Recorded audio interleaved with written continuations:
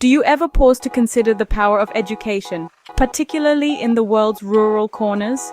This is the tale of a young woman who did more than just ponder. She acted, and in doing so, transformed a community.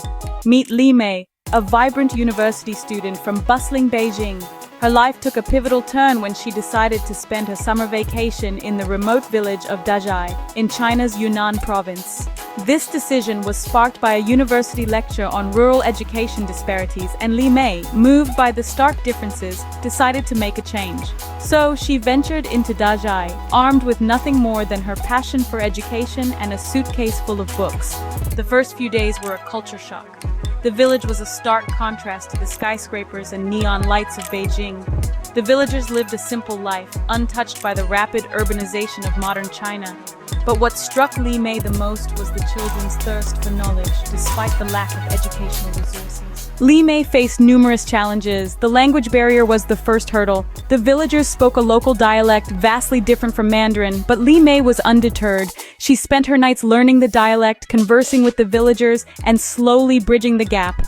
Next, she grappled with the lack of teaching materials. The village school was a single room with few books and even fewer teaching aids. But Li Mei's resourcefulness knew no bounds. She used the natural environment as her classroom, teaching the children about plants, animals, and the weather. She transformed everyday objects into teaching aids, turning stones into arithmetic tools, and leaves into art supplies. However, the most significant challenge was changing the villagers' perception of education. Many saw it as a luxury rather than a necessity.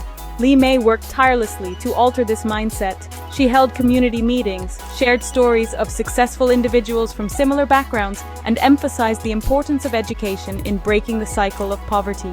As the summer wore on, Li Mei's efforts began to bear fruit. The children's enthusiasm for learning grew. They eagerly awaited her lessons, their eyes sparkling with curiosity. The villagers, too, slowly began to see the value of education.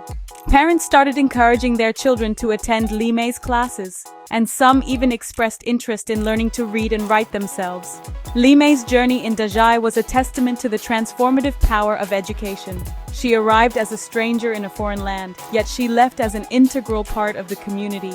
The seeds she sowed during that summer continued to flourish. The village school now has more books, the children have a renewed thirst for knowledge, and the villagers understand the importance of education.